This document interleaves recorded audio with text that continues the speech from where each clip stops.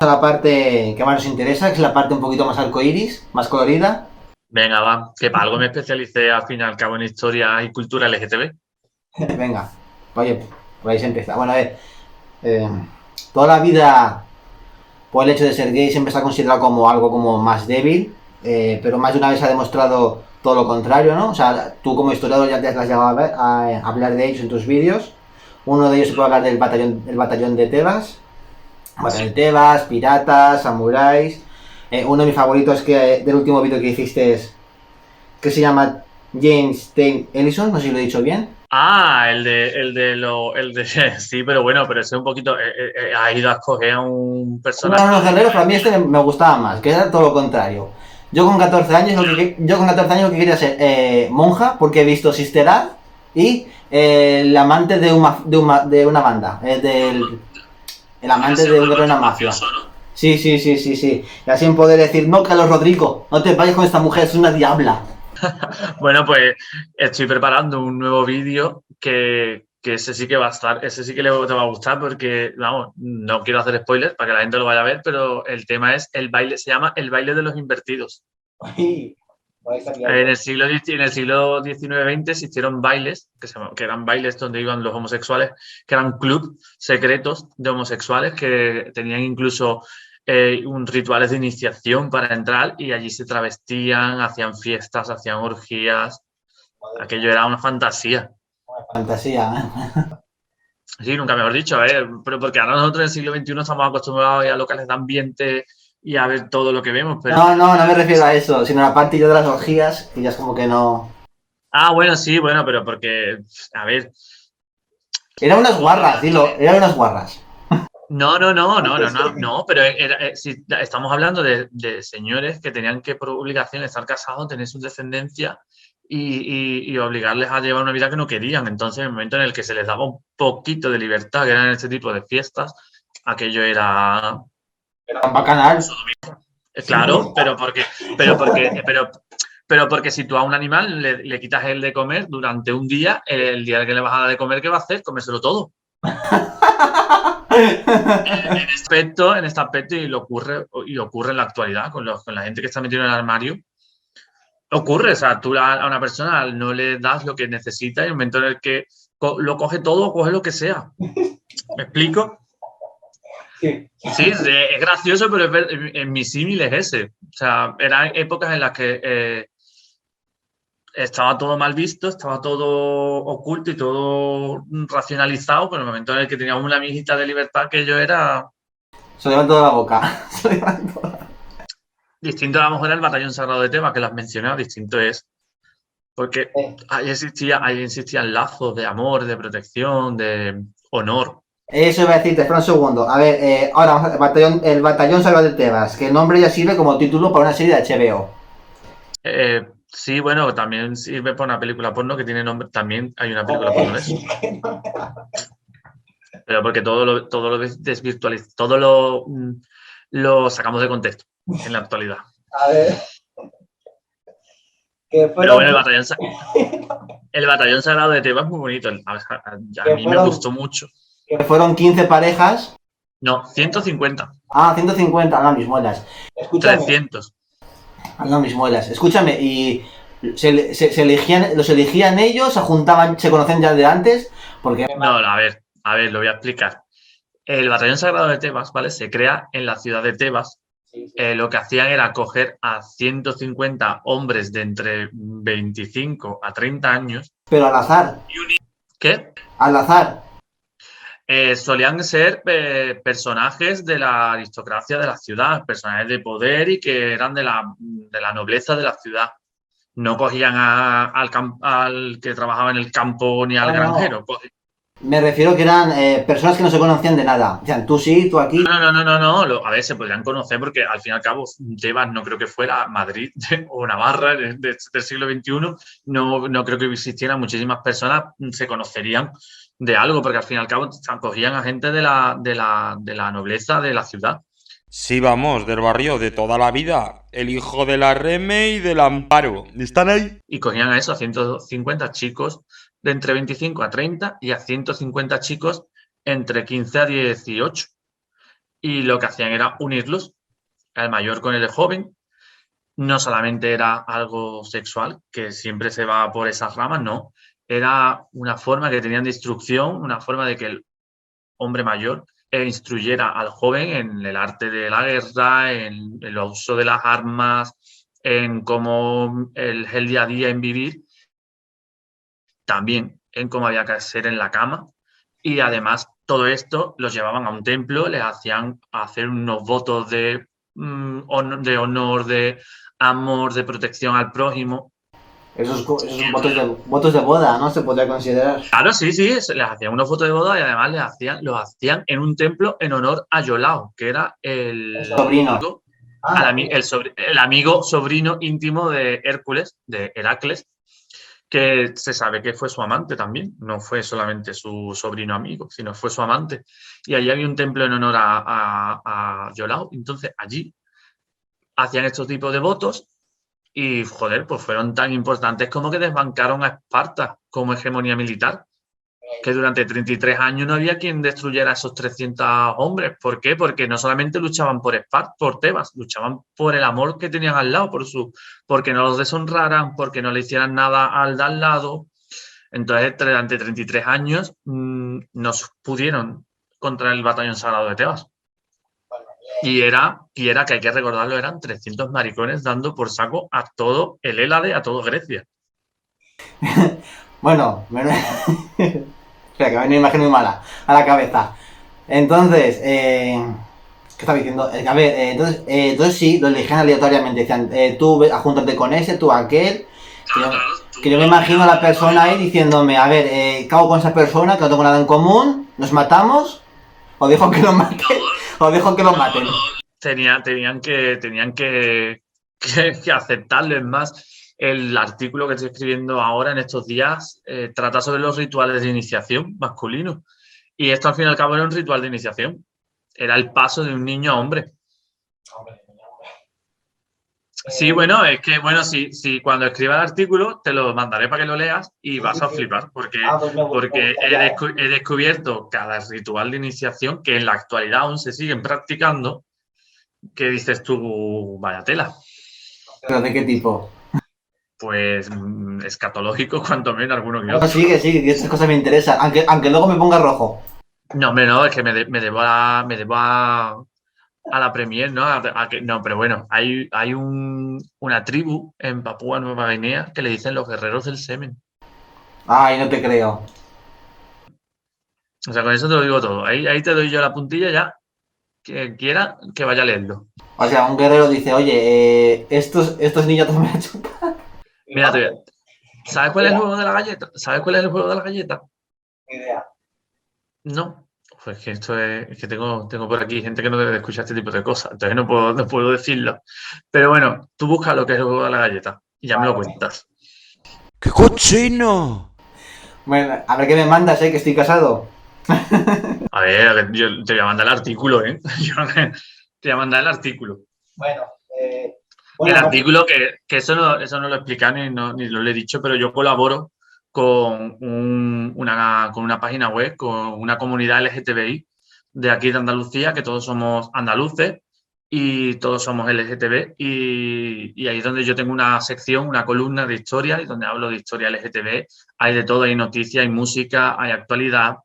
Tuvimos en su momento un canal de YouTube en el que era como un programa de televisión y invito a todo el mundo también para que vaya ahí, que lo mire, porque está muy bien. No solamente hay historias, si a la gente no quiere saber más de historia, pero que ahí es donde yo escribo mis artículos sobre historia, porque ya no escribo tanto en el blog, pero escribo ahí. No, pues muy bien, oye, ya pondremos un link.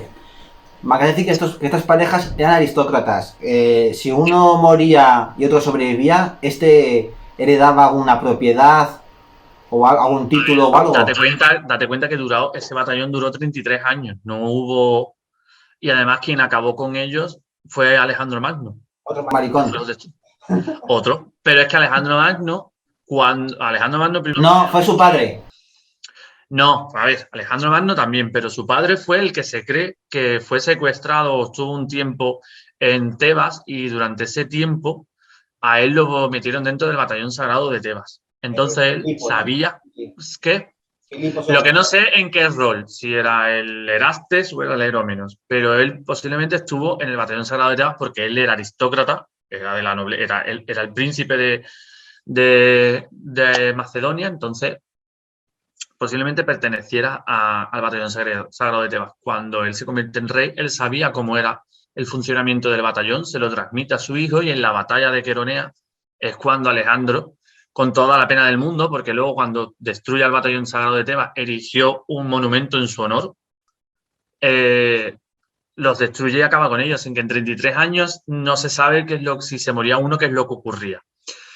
No creo que hubiera ni nada de viudedad, porque al fin y al cabo ellos tenían sus esposas o podían tener sus esposas. Yo supongo que en todo caso o dejaban el batallón o escogían a otro y lo unían con otro. Escucha, ¿cuál era el canon de belleza en aquella época? ¿Tú y yo habríamos ligado?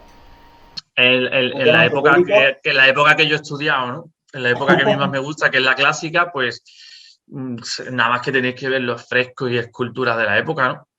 Había un culto a la belleza y un culto al cuerpo muy potente en esa época, que yo también escribí un artículo en su momento que era la historia de la belleza, porque existían desde la depilación de todo el cuerpo, sí, se depilaban, tenían que ¿Cómo?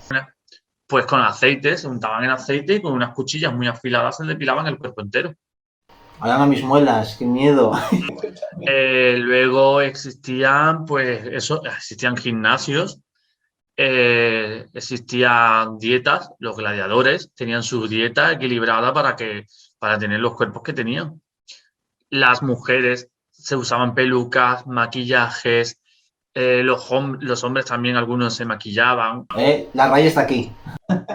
Claro, además usaban maquillaje tóxico en muchos casos, que a muchos los dejaban ciegos, pero que sí que, claro, existía un culto a la belleza y al cuerpo increíble en la época griega y romana. Vamos, solamente tenéis que ver los restos arqueológicos, con ver los frescos griegos, o etruscos o romanos, o ver las esculturas de la época, se ve.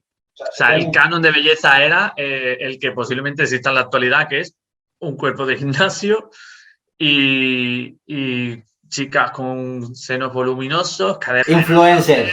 Dejamos ahí. Influencer, efectivamente. En esa época había influencers.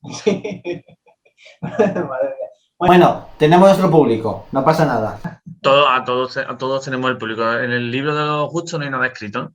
¿Qué pasó en esa isla? En Lesbos. A ver, en Lesbos, bueno, pues, las bolleras primero, luego el tema lesbianismo, es muy complicado estudiarlo en la antigüedad, porque ya sí de por sí es complicado estudiar a la mujer en la antigüedad, porque fue, como hemos dicho, un escalafón muy abajo de la sociedad. Estaban el hombre, los niños, las mujeres y los esclavos. O sea que, si ya de por sí era complicado estudiar, que ahora están saliendo la historia del género, está empezando a florecer. Bueno, llevo ya unos años, pero cada vez más afluente que se estudia historia de género. Y tengo muchas compañeras que están especializadas en historia de género. Si ya de por sí es complicado, pues imagínate estudiar encima la sexualidad de las mujeres en la antigüedad.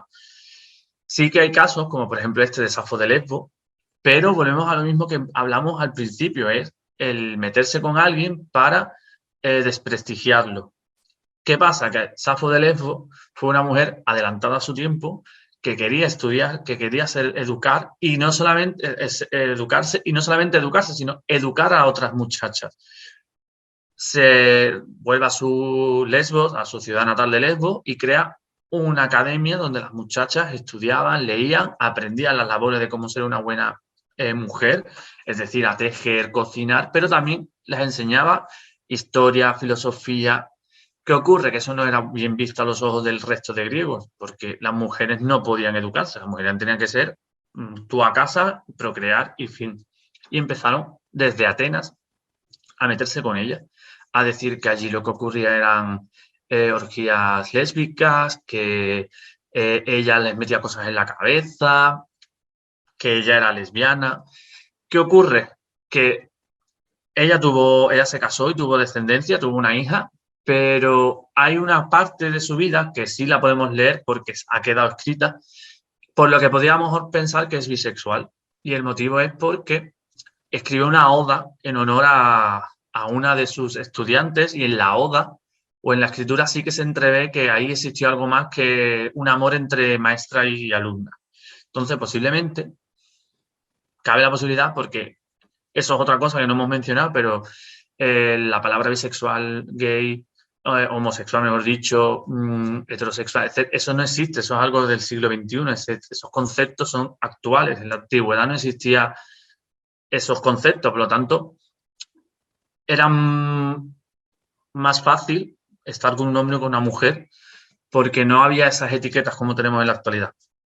¿Qué ocurre? Que otra lo mismo, a ella se le etiqueta de eso de lesbiana o de desviada, por así decirlo, que no me gusta decirlo, pero bueno, desviada, pero para desprestigiarla porque era una mujer que intentó asemejarse o intentó ser más culta.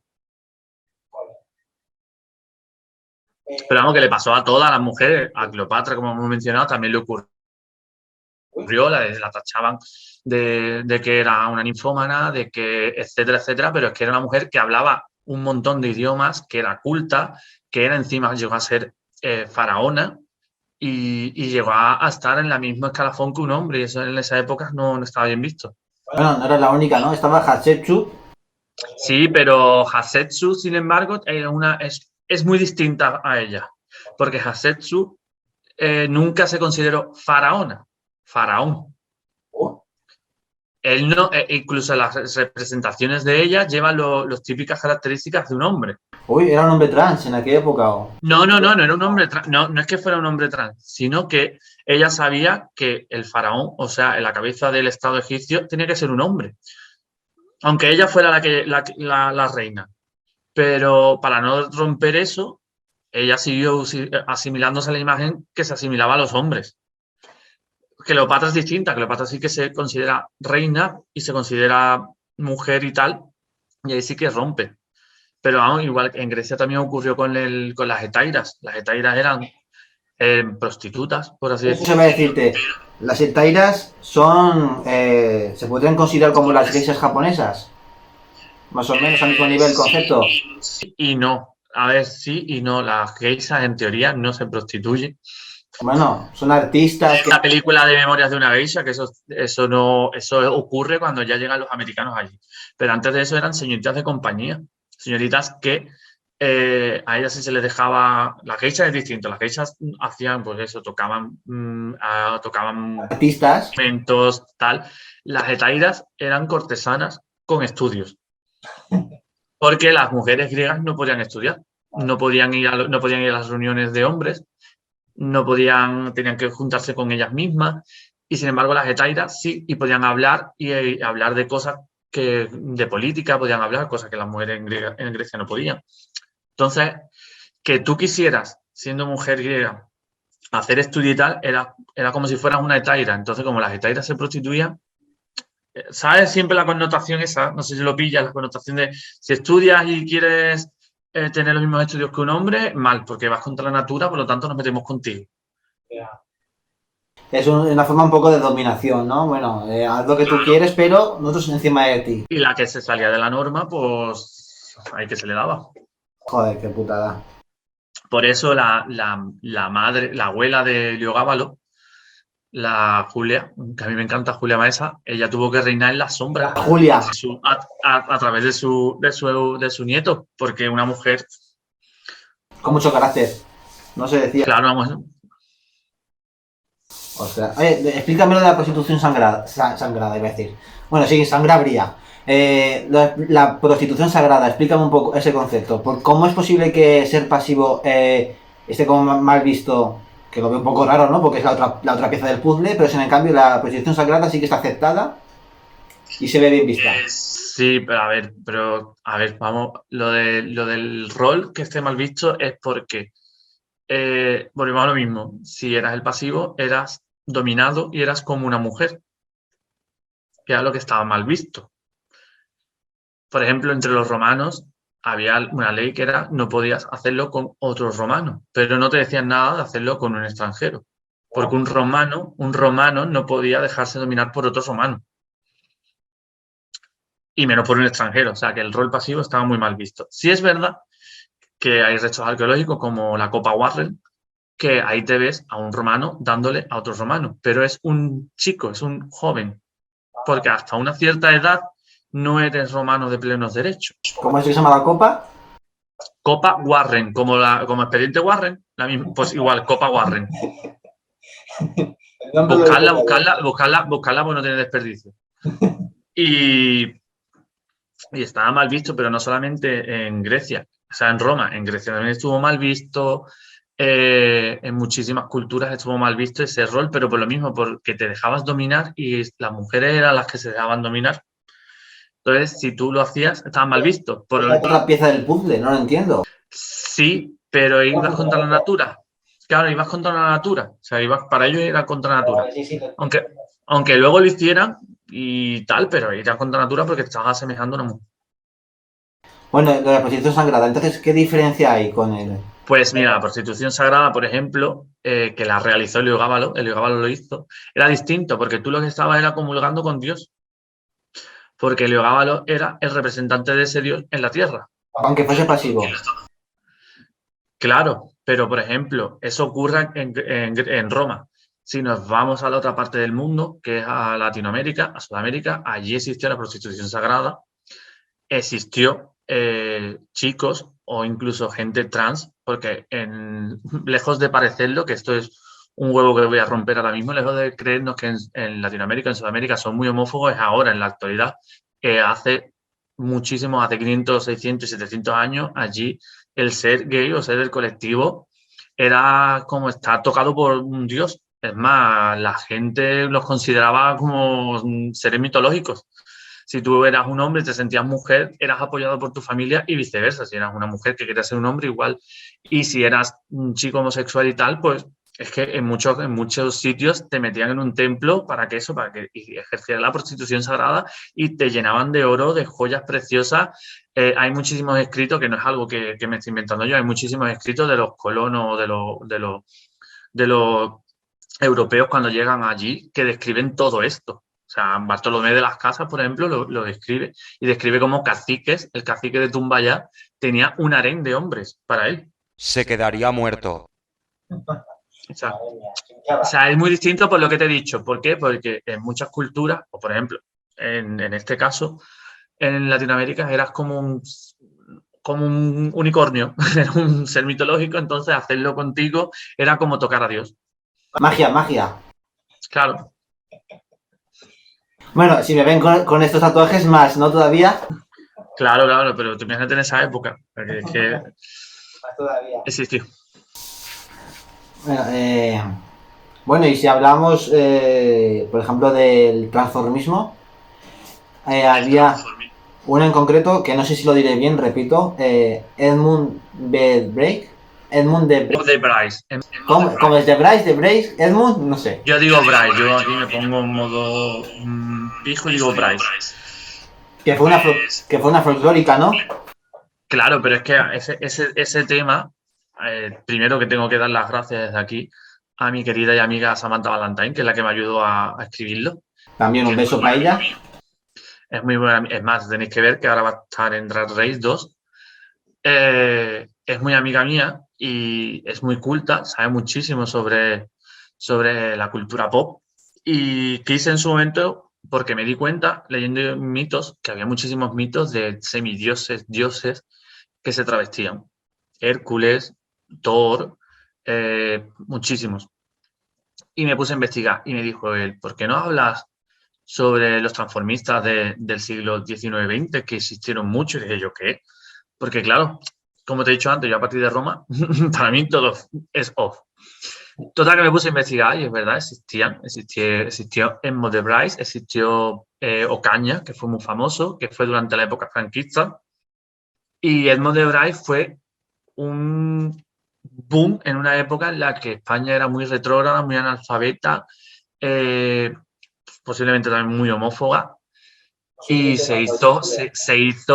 además era muy su imagen era muy controvertida porque en muchas ocasiones parecía una mujer, porque existe este tipo de transformistas o de travestis que no, lejos de ensalzar o hacer como aún maximizar a una mujer, lo que intentaban era parecer una mujer. Porque las drag queens actuales muchas veces las vemos que son exageradamente más mujer, pero hay otras que parecen mujeres, ¿no? Están como estos dos tipos de drag.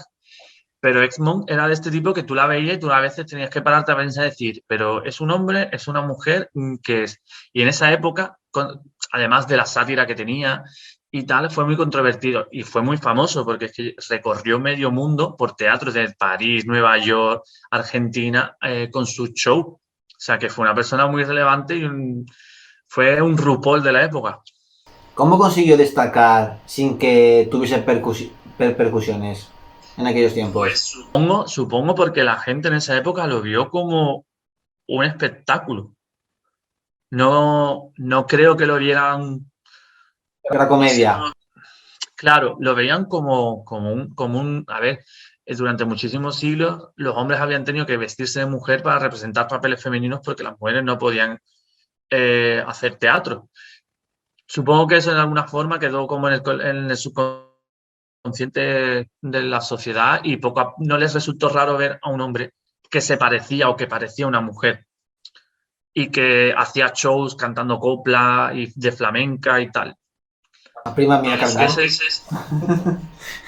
claro, a ver, a lo mejor ahora mismo llevas a un RuPaul, lo metes en esa época y a lo mejor no sale vivo, pero como yo creo que él ni se mofaba ni exageraba, sino que intentaba Era más parecer una natural. mujer, era más natural, supongo que eso fue lo que le hizo destacar y no destacar. ¿Se podría considerar, dado a la naturaleza, que pareces una mujer, más que una persona, más que un travesti, una transexual? No, él era un transformista, se consideraba un hombre, Ah, vale.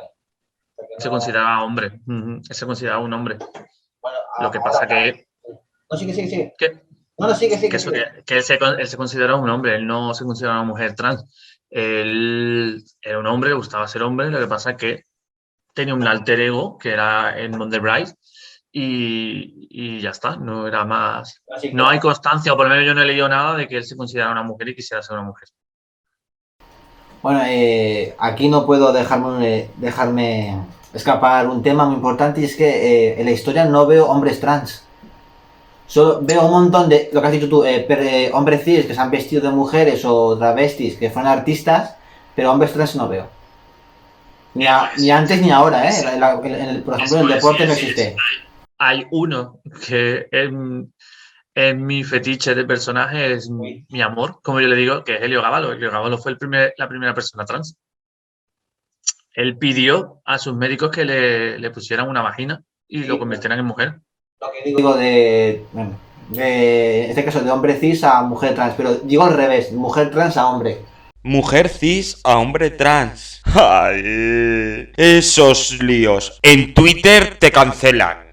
A lo mismo, porque la mujer, el estudio de la mujer y el papel de la mujer hasta hace relativamente poco estaba relegado a un segundo y tercer escalafón. O sea, muy complicado ya de por sí estudiar. Existe en la historia mención de mujeres que se vestían como hombres. Por ejemplo, antes las has mencionado las piratas. Anne Bonny y Mary Read se vistieron como hombres, pero no es porque se sintieran un hombre, sino ves que la única forma que tenían de poder vivir un papel diferente al de una mujer de esa época era vestirte de hombre. Claro. Es que no era por ser, en muchos casos no era por ser trans, sino era porque la mujer en esa época no tenía otro papel más que el de ser un florero en tu casa y engendrar. Entonces, si querías ser algo, tenías que vestirte de hombre. Ahí está el caso de la papisa, que lo mismo, que quiso ser algo más que una monja y se rapó. Y hay muchísimos casos de esa índole, de mujeres, no porque se sintieran hombres, que a lo mejor sí, que tampoco, pero en muchos casos era por tener el papel y tener la importancia que tenían los hombres, o meterse dentro del patriarcado que en esa época existía, porque es que siendo mujer no tenían otra cosa que hacer. ¿Sabes cuándo empezó más o menos a verse más la homosexualidad? A verse mal, sí. No. ¿Sabes cuándo empezó a verse mal la homosexualidad? Pues sí, te digo que sí, que cuando concretamente pues empezó a verse mal en el momento en el que hacía falta que hubiera ovejitas, como yo te digo. O sea, si tú dejas a hace 2000 años, dejas que la homosexualidad, por así decirlo, campe a sus anchas, y no hay parejas heterosexuales que engendren y sigan habiendo descendencia y haya gente para el ejército, para los campos, para tal, la población baja. Entonces, un imperio o una sociedad desaparece. Empiezan a crearse leyes, por ejemplo, en Roma, la ley Escatinia se crea para que no exista este tipo de relaciones. Sí, pero en casi todas las culturas, vikingas, griegas, romanas, con que tuvieras descendencia, tú ya podías hacer lo que tú quisieras con tu vida. La ley máxima, y era una ley no escrita en realidad, era que tuvieras descendencia, porque lo que primaba para el gobierno de cualquier cultura, de cualquier civilización, era que hubiera eso, más población. Empieza a verse mal cuando empiezan a implantarse las religiones monoteístas, en concreto por la cristiana, que es que cuando empieza a decir necesitamos más borreguitos, necesitamos más gente, necesitamos cortar toda acción, no solo homosexual, toda acción que no repercuta en una fecundación, en una engendración. Por eso el adulterio estaba mal visto, la poligamia estaba mal visto, la homosexualidad estaba mal vista, porque todo eso no daba más descendencia y más ganado a la religión. Pero, que es un pero, el cristianismo lo cortó con más o menos en la época de la Contrarreforma, porque en el siglo X existen matrimonios homosexuales en los que curas cristianos lo practicaban, o sea, casaban a dos hombres. Homotropoiosis, ¿no se llama? Se llama lo que me has dicho, ritual, homotropoiosis. Homotropoiosis. No sé. Existía, lo que pasa es que llegó un momento en el... Claro, pero no, atrévete a decirlo. No. Eso es como de... Di Carolina Herrera con 3 cubatas, ¿no? Pues lo mismo. Así. Pues eso tuvieron que cortarlo porque ese tipo de relaciones no llevaban a un fin que era la procreación. ¿Y si no funcionabas? ¿Qué? ¿Y si no funcionabas? Es que si no funcionabas, el problema no era tuyo, era de la mujer, siempre. Ahí, hasta que se descubrió, igual que lo de cuando se tenía siempre hijas y no un varón, siempre se le echaba la culpa a la mujer y en realidad se sabe a día de hoy que la culpa la tenemos nosotros, no ellas. Siempre todo esto la culpa eran las mujeres. Entonces se podría sacar que parte del odio hacia la homosexualidad es engendrada un poco de la religión. Más que el odio, es que fue el miedo que se le metió en la sociedad de que haciendo ese tipo de cosas ibas a ir al infierno. Y que por culpa a lo mejor de esa persona tú también ibas a poder ir al infierno. Entonces, más que culpa es que era otra cultura. En la actualidad, más que odio es no tener cultura. Porque todo el mundo dice, es que parece una enfermedad, es que hay que haber más maricones en el siglo XXI. No, señora, no, señor. Lea un poco y sabrá que existieron emperadores homosexuales o bisexuales, existieron dioses, existieron muchísimas culturas que reverenciaron o que toleraron este tipo de comportamientos hace siglos y ya en la actualidad no. Más que no me gusta llamar odio, yo creo que es que no saben lo que hablan. Vaya. Dime. No, dime. Vale, esta es la sección, la parte más personal, donde hago tipo de preguntas un poco más personales, en el que si quieres no puedes contestar, me pasa palabra y ya está, sabes que no quiero obligarte a nada. Sí. Este es el momento en el que, pues, igual que hice con Rubén, dar visibilidad de nuestras vivencias, que muchas son muy comunes entre todas las personas LGBT. Y vamos con la primera pregunta, que es la que te mandé por Instagram, que me dijiste, qué complicado. Para ti, ¿qué es lo más positivo de ser parte del colectivo? Y te dije en ese mensaje que para mí me iba a costar mucho hablar en positivo, pero posiblemente en positivo puedo sacar de ser parte del colectivo, de dar luz a la historia de un colectivo que ha estado durante siglos vilipendiado, ocultado y que de otra forma, si hubiese sido heterosexual, a lo mejor nunca me hubiese planteado Muy buena. hablar de la historia LGTB. Entonces, de esta forma, intento aportar mi granito de arena, visibilizando una historia que está ahí, que la gente desconoce o que ha intentado omitir de su vida, que existieron, como he dicho antes, emperadores romanos, homosexuales, bisexuales, que existieron mujeres que hicieron lo que quisieron en una época. Entonces, por ese lado, es por lo que me siento orgulloso a lo mejor de ser de este colectivo, porque intento dar valor a esas personas que vivieron en una época que a lo mejor no en la época clásica, pero sí después en la Edad Moderna y en la contemporánea o en la medieval, tuvieron que luchar contra viento y marea por amar a quien amaban. Entonces, desde aquí, pues, desde mi investigación, pues intento hacer honor. Muy bien, muy buena respuesta. Me ha gustado mucho. Además, mira, creo que fue por lo que tiré por la historia LGTBI, y es que durante las prácticas que hice en la carrera, Sigue, sigue, sigue. me tocó hacer la historia de un palacio que había aquí, que hay aquí, en Cádiz, que es la Casa de las Cinco Torres. Es un palacio que hay en la Plaza España.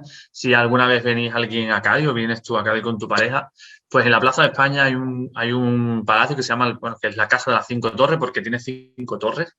Y bueno, pues una pareja compró una parte de ese edificio para construir un apartahoteles y le pidieron a mi jefa que hiciera un estudio histórico, porque así ponían en valor el estudio histórico del complejo. Me fui al archivo municipal, me fui al archivo provincial, investigué. ¿Cuál fue mi sorpresa? Que la casa la compró un hombre que se llamaba Sebastián, que fue el primer conde de las Cinco Torres, allá por el siglo XVIII, y murió soltero. Hasta ahí, dices tú, bueno, el hombre murió soltero. Pero me pongo a investigar y resulta que dividió su fortuna en 3 partes. En una época en la que si no dividías o hacías ese tipo de cosas, se quedaba el gobierno con tu dinerito. Igual que ahora. Sí. Y ahora ahí viene la parte que a mí me hizo gracia, que fue que investigo y resulta que tenía un socio barra amigo en el que en su testamento pone a mi amadísimo amigo, y decía el apellido, que el apellido te va a hacer mucha gracia porque era Espinosa de los Monteros. No te creo. Sí, y además tiene que ser descendiente del de la actualidad, porque ese apellido no es tan popular. No, no, que es que además son aristócratas, ellos también. Claro, pero este no Ya. era aristócrata. Estos eran dos comerciantes, o sea, eran dos comerciantes, dos burgueses, que se hacen una gran suma de dinero. En el caso, en Sebastián Sánchez, creo que se llamaba, pide un título al rey, a Carlos III, y le entrega el título del conde de las Cinco Torres, porque la casa suya que se había creado era ¿Puedo hacer eso? un palacio de 5 torres. La historia está escrita en mi blog, que la escribí. Fue el primer, creo que si no es el primer o el segundo artículo que escribí. Bueno, el caso, que leyendo, hacen una cosa, hacen las divisiones, y el nombre de cada división era, en la primera parte era Sánchez Espinosa de los Monteros, y el otro era Espinosa de los Monteros Sánchez. Y luego el conde de las Cinco Torres, bueno, la casa de las Cinco Torres. ¿Qué pasa? Que era muy extraño, porque en esa época ese tipo de divisiones las hacías con tu hermano, con tu mujer o con tu familiar, pero con un socio, con alguien que no era de tu sangre, era muy raro. Y encima eso, cuando me doy con el testamento y me pone a mi amadísimo amigo.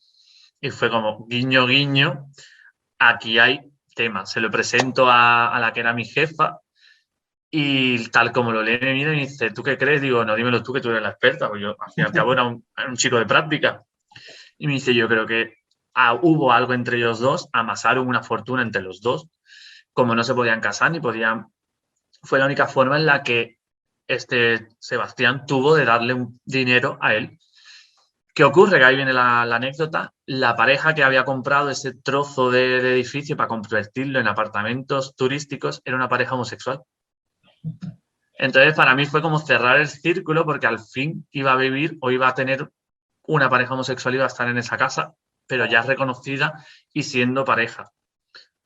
Entonces ahí fue como joder, es que me imagino vivir en esa época o ser ese hombre y lo duro que tuvo que ser no poder decirle al mundo, esta es mi pareja, si me pasa algo quiero que todo venga para él, sino que tuvo que dividir. Y ahí fue cuando empecé. Yo ahora mismo ya no recuerdo mucho de la historia porque la escribí, ya te digo, la escribí por... No, pero es muy bonito, ¿eh? 5 o 6 años, pero vamos, si queréis verla en el blog mío, está escrito y es muy bonita. Sí, ir a verla porque es muy bonito. Y sí, me imagino que ser duro en aquella época, porque yo, por ejemplo, no me habría podido casar.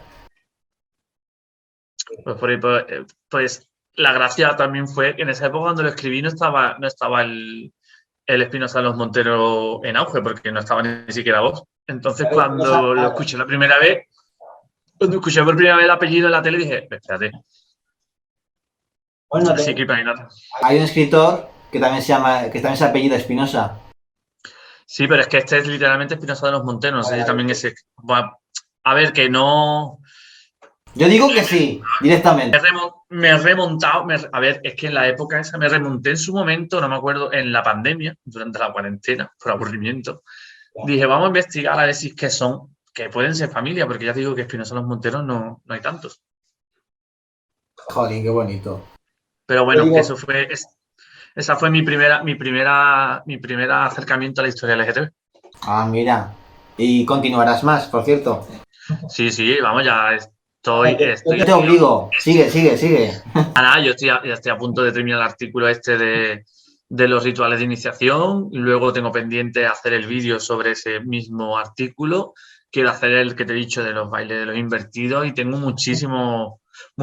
Tengo una lista aquí en el ordenador, una lista de todos los temas LGTB, historia LGTB para hablar, que... Muy bien, pues sigue así, hombre.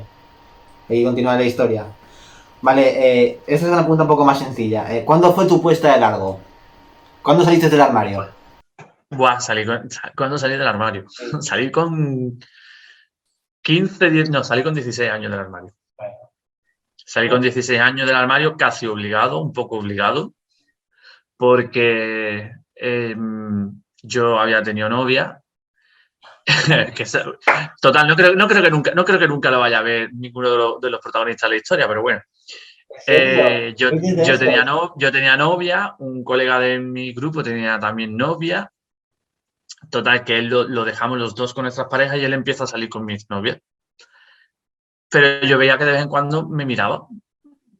Decía yo, aquí algo ocurre. ¿Qué pasa? Que empiezan a decirme de que el chaval se metía conmigo, me decía maricón, porque yo nunca me había acostado con mi novia, con 15 años. Y yo le decía a él el feo.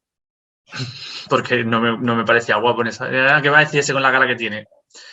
Total, que un día vamos a la playa. Yo soy miope, ahora llevo lentillas, pero yo era miope y no llevaba ni lentillas ni gafas.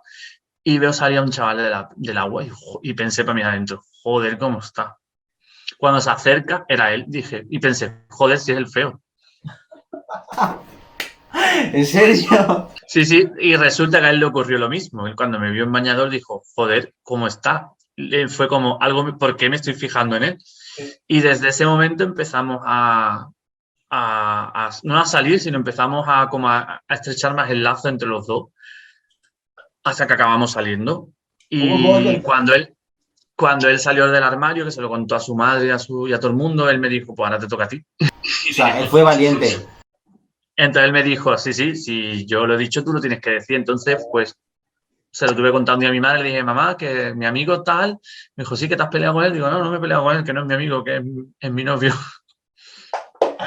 Y mi madre me miró y me dijo, bueno, hijo, yo ya lo sabía. Algo vería. Algo que la pobre mía me dijo, no es algo que yo acepte, no es algo que a mí me gustaría para ti, pero bueno, te quiero y acepto. Ella, lo de no es algo que quiera para ti era porque sabe que es muy complicado, porque ha tenido muchos familiares y yo he tenido familiares del colectivo que han acabado solteros y solo, y entonces ella tenía ese miedo de que a mí me ocurriera lo mismo. Pero bueno, así fue mi puesta de largo. Escucha, él fue valiente, ¿eh? No puedo decir lo mismo de ti. Además que fue casi al año, o sea que no sé si fue casi al año, pero eso fue muy poco tiempo lo que duramos en el armario. ¿Y durasteis como pareja? ¿Qué? No. Duramos mucho, duramos 7 años, pero ya está. ¿Eso en qué época fue? ¿Qué año? Pues 70. 2001, desde 2001 a 2008. ¿De 2001? O sea, ¿tú qué años tienes? Yo tengo 35. Ah, vale, es que pareces más mayor. A que parezco más mayor, tío. No, no, pero no en plan mal, no en plan mal, entiéndeme. A ver, también esto influye mucho, ¿eh? Vale, vale. No, para mí que era más adulto, más maduro. No, no, no, a ver, pues tengo 35, no tengo más. Vale, lo siento, perdón, de verdad, perdona. ¿Qué iba a decir? De verdad, ¿en aquel momento fue difícil para ti? O sea, ¿cómo se veía en aquellos tiempos? A ver, yo ya sabía que era, que lo que me ocurría. O sea, a mí Ya lo sabía. esa primera vez en la playa, cuando lo vi a él, no fue como, uy, me gustan los tíos. No, yo ya lo sabía. Yo lo sabía desde siempre. Creo que la primera vez que me gustó un chico fue con 8 años, que dije, ah, allí en Las Palmas, donde yo vivía, había un surfista, y dije, hola. Yo ya lo sabía. Entonces, cuando me vine aquí a Cádiz a vivir, me fui a vivir a un pueblo, nada que ver con la capital, con vivir en Las Palmas. Ya no solamente era el cambio de clima, sino fue el cambio de gente. Me fui a vivir a un pueblo en el que en esa época era todavía muy pueblo, y los rebaños de cabra pasaban, la gente iba a caballo, y llegué yo nuevo, por así decirlo, con el acento que tenía canario. No me gustaba el fútbol, no me fijaba en ninguna niña, y empezaron a correr los rumores de este es maricón, este no sé qué, hasta que un día, saliendo del colegio, que tendría yo 13, 14, no 13, tenía 13, saliendo del colegio me apedrearon, gritándome maricón. ¡Qué hijos de puta! Entonces llegué a mi casa lleno de moratones y llorando. Se lo conté a mi madre lo que había ocurrido y le dije que me quería ir de ese pueblo. Entonces me vine aquí a la bahía, a la costa, que es donde vivían mis abuelos. Me vine aquí a vivir con 15 años y ahí fue cuando lo conocí a él, cuando yo entré en el instituto. O sea, ¿y tu padre? ¿Qué te decía? Mm, con mi padre nunca he tenido la conversación de papá, soy maricón, nunca la he tenido. Él lo sabe, obviamente. Y con mi padre, lejos de lo que yo podía haber esperado, de que va a ser reticente, todo lo contrario. Además, con mis parejas se ha llevado siempre súper bien. Incluso les hacía hasta mejores regalos en Reyes que a mí, que era como, pero si yo soy tu hijo, ¿por qué? Con mi padre muy bien. Y con mi hermana, incluso mi hermana ya, vamos. Con mi familia en general, no solamente ha sido mis padres, con mi familia en general, tíos, abuelos, incluso, no ha habido problema en ese aspecto. O sea, tuve mis abuelos por parte de madre, mi abuelo incluso era militar de la época de Franco, era de ideología franquista, y yo peleaba mucho con él, siempre con la broma, cuando salía el orgullo gay decía, putos maricones, ojalá ardan, y yo lo miraba y decía, ojalá arda tu iglesia, y nos discutíamos, pero a la hora de la verdad, cuando él estaba enfermo, que yo fui el que lo cuidó, siempre me decía que te quiero mucho. Incluso antes de morir le hice una entrevista para que me contara lo que él había vivido durante la guerra civil. Y eso ya te digo que lejos de ser, ya te digo, dos personas tan desiguales como mi abuelo y yo, al fin y al cabo es que yo era su nieto. Lo que me decía es que tú estás aquí, tú me estás cuidando, tú me quieres. Mi abuela, sin embargo, mi abuela siempre me lo decía, yo lo sabía, la pobre mía, yo lo sabía. Ahí como remarcando. Eh, Además, creo que mi abuela casi nos pilla una vez a mi pareja y a mí. Ay, qué O sea vergüenza. que, pobre mía, menos mal que luego la pobre se olvidó de todo. Bueno, es lo que tiene la edad. ¿Alguna vez te has sentido discriminado en el trabajo? No, que va, ni en el trabajo académico, ni en el que ejerzo ahora como dependiente, no. Es verdad que me he podido sentir discriminado, por ejemplo, cuando quise hacer el trabajo este de fin de carrera que hemos hablado.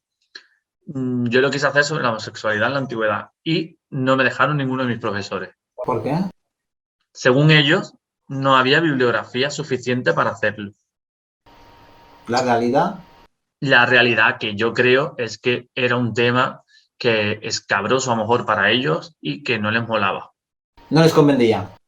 No, lejos de lo que he dicho antes, que en teoría los historiadores tenemos que ser imparciales y tal, existe mucha ideología de profesores tanto de derecha como de izquierda y quieran o no, van por el camino que ellos creen.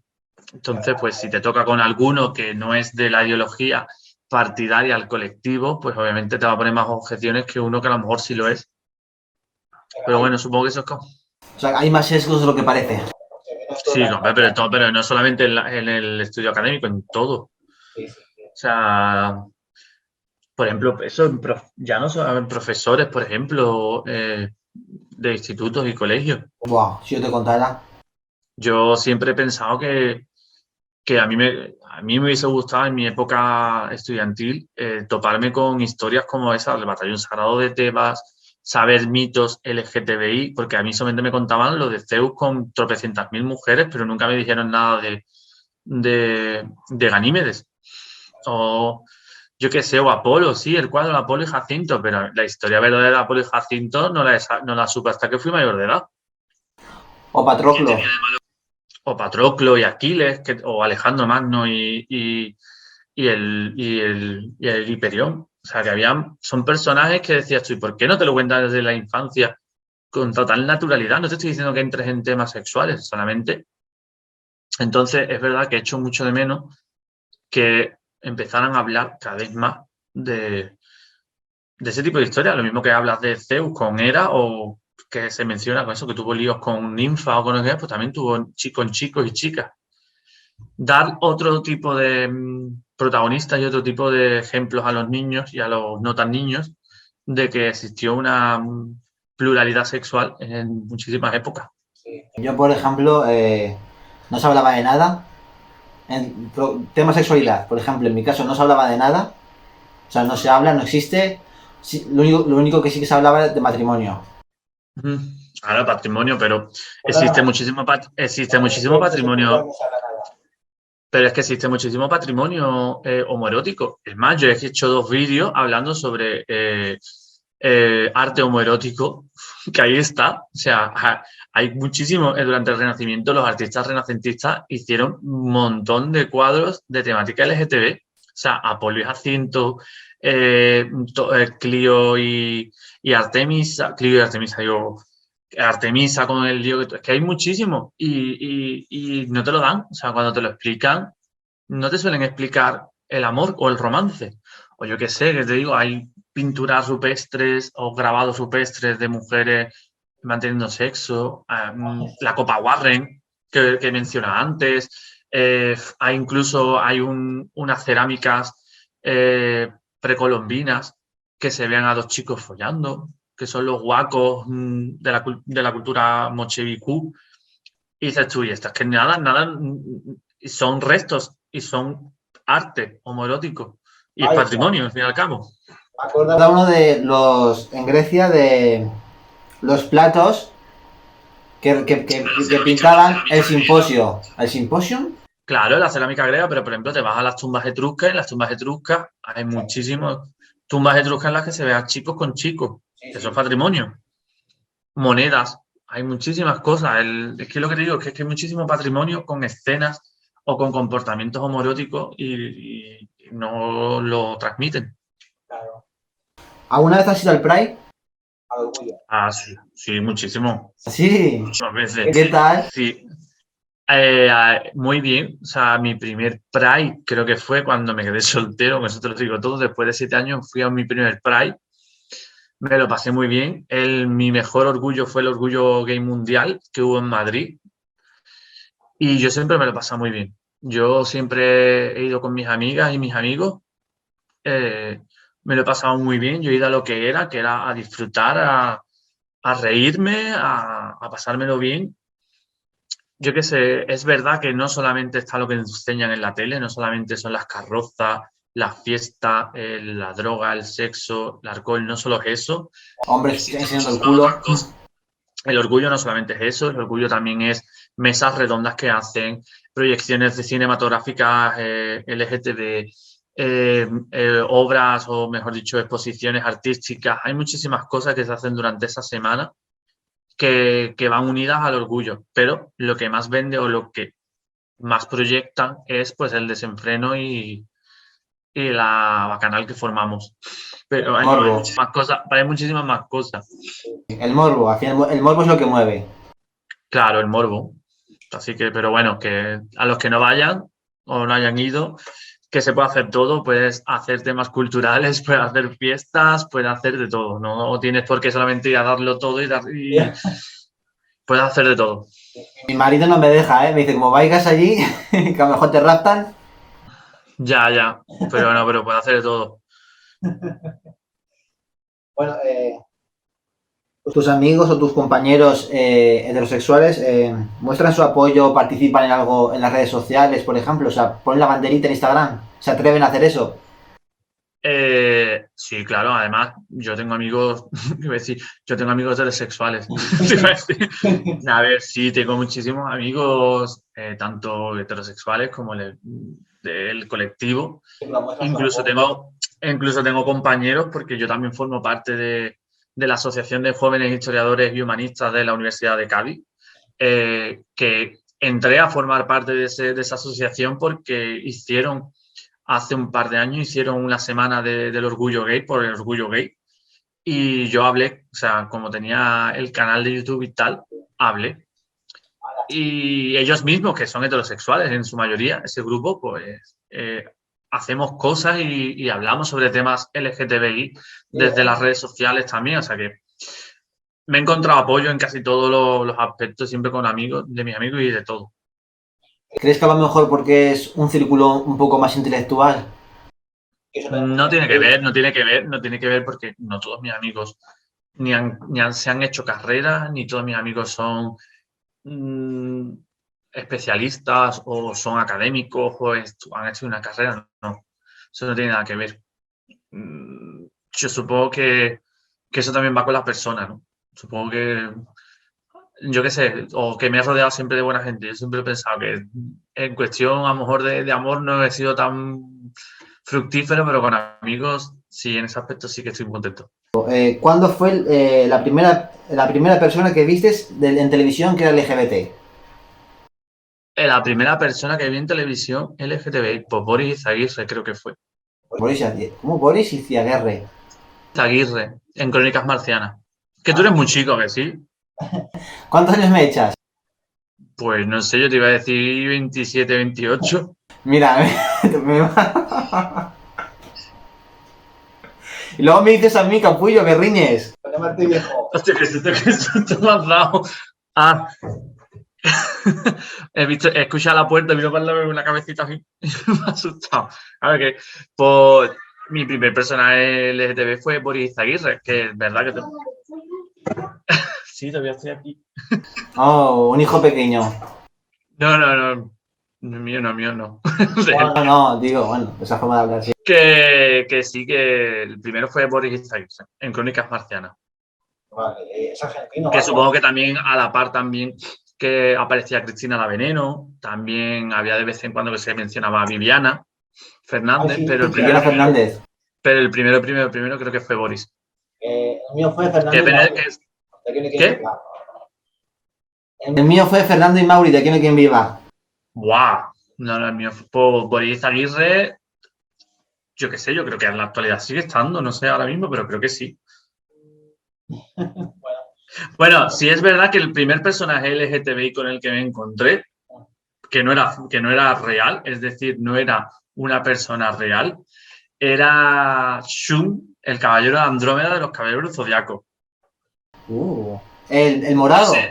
El morado, el del pelito verde, ese fue el primer personaje LGTBI. Bueno, más que ese, Afrodita, que era el caballero dorado de Piscis, que fue el primer personaje que yo con esa serie, bueno, ese manga, ese anime es del 86, del mismo año que yo nací. O sea que yo crecí con ese anime. Y además ese anime fue el que me produjo ese afán por la mitología y esa cosa por los mitos y tal. Fue esa serie la culpable. Y el primer personaje que vi, andrógeno y tal fue ese, Afrodita de Piscis, ¿Cómo que decía? es, Adelante, Pegaso, ¿no? Algo así era. claro, Sí. pues Afrodita fue el primer personaje que lo vi y dije, no sabía si era un hombre, o sea, tenía cara de mujer, pelo de mujer y luego tenía cuerpo de hombre. Fue el primer personaje que dije yo, anda, y fíjate tú, era Japón, que el Japón de los años 90. Bueno, Japón es más liberal en esto, ¿no? Siempre ha habido animes, yaoi, mangas. Sí, pero porque era su forma de desviar el cauce. El cauce ellos lo tienen establecido así, pero de vez en cuando algún riachuelo se les va. Porque necesitan desfogar de alguna forma. Pero son muy homófobos. Sí, más de lo que pensaba. Es que hay yaois, hay animes, hay de todo, ¿no? Me sorprende. Pero por eso mismo, porque de alguna forma tienen que salirse. No son Rusia, que eso sí que es. Pero Japón sí son bastante todavía, pero porque Japón son muy comedidos, no sé, incluso ni en parejas heterosexuales se dan besos en la calle, ni nada, o sea que tú imagínate ya encima la homosexualidad, está todo, lo llevan todo muy oculto. Vaya. Pues eso me sorprende. Pues mira, pues sin embargo, quiero decir un punto para ellos que se atreven a sacar contenido, más que aquí en Occidente, tanto que hablamos. ¿El qué? Repite. Es que no te he escuchado, no te he escuchado. Que, que un punto para ellos que sin embargo sacan contenido LGBT mucho más que aquí en Occidente. Ya, bueno, O sea sí, que, en ese bueno. aspecto sí, pero porque aquí no tenemos tanta cultura de la animación como ellos. Bueno, así que bueno, un punto para ellos. ¿Alguna película, libro, videojuego con protagonistas LGBT que recomiendes? Mm, estoy pensando. Es que el único juego así, el LGTBI, que a mí me ha fascinado, lo jugué recientemente. Y además tiene que ver con historia, que es el Assassin's Creed. Assassin's Creed. Assassin's Creed, pero el Odyssey, el griego. ¿Por qué lo digo? Porque tú eliges un personaje, seas el hombre o la chica, pero cuando estás jugando puedes interactuar y puedes ligar tanto con hombres como con mujeres. Y mantener relaciones tanto con hombres como con mujeres. Ya, pero no son canónicas. Como que canónicas en el que no, bueno, son canónicas en el sentido de que tú hablas con un personaje X random, él te tira los trastos, tú le dices que sí y lo haces. Sí, pero no es una historia cerrada que continúe todo el juego. Ese es el momento allí y ya está. Sí, pero al revés, me parece incluso mucho mejor que sea esa prioridad de, pues, a mí estoy jugando, pues me apetece que se acueste con una, pues ahora me apetece que se acueste con otro. Entonces no es establecido, no hay, pero bueno, es lo más cercano. El último Assassin's Creed, el Valhalla, por ejemplo, tiene una zona de cruising game. Aparece en mitad de un páramo, te encuentras a un montón de chicos semidesnudos jugueteando entre ellos. Y el personaje se queda como, ¿esto qué es? Hostia. Qué fuerte. Más liberados que yo, eso está claro. Bueno, yo una recomiendo es The Last of Us parte 2, donde la protagonista es lesbiana. ¿Qué? ¿Qué? ¿Repite? Que yo un videojuego que recomiendo es The Last of Us parte 2, Va. Pues eso no lo conozco. que la protagonista es lesbiana. Pero en plan súper, con camisa de cuadros y eso. ¿Que sí? Bueno, más o menos. Y películas, yo recomiendo una de Amazon, que es de Da Vinci, que es histórica, en el que hay rollo. Pues mira, yo la que te puedo recomendar también es de Netflix, la mía es de Netflix y la vi hace poco, que es El baile de los 41. La intenté ver.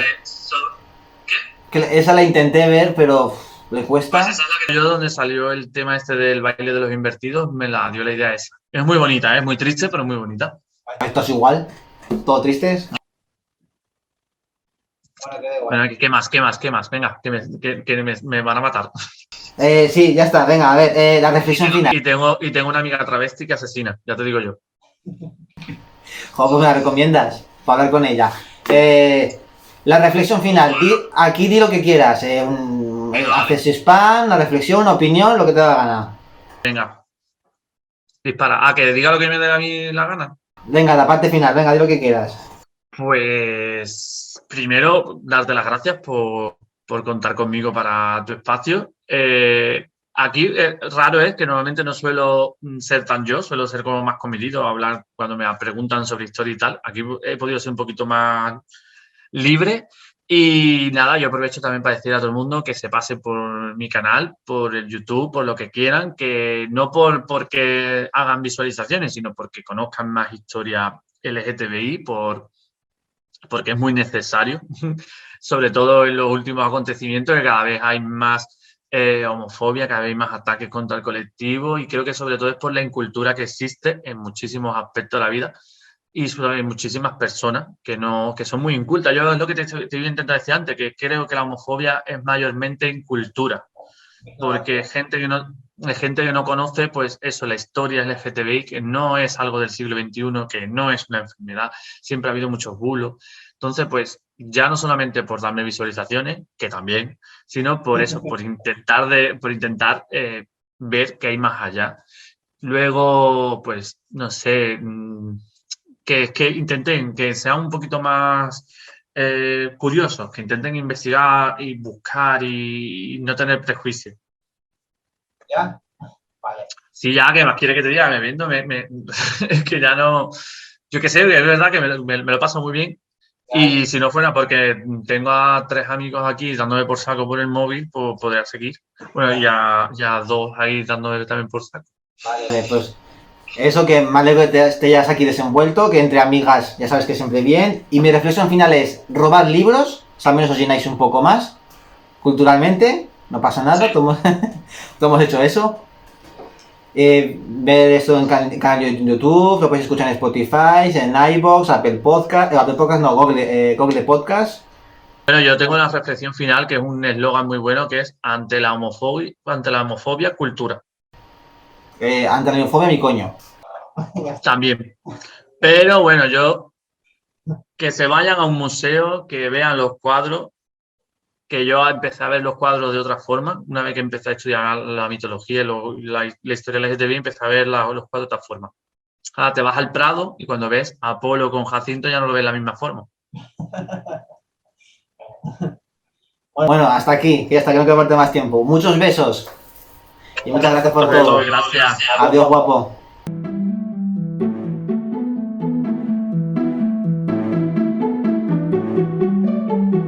Tenéis este programa y todos en YouTube, Spotify, iVoox y Google Podcast.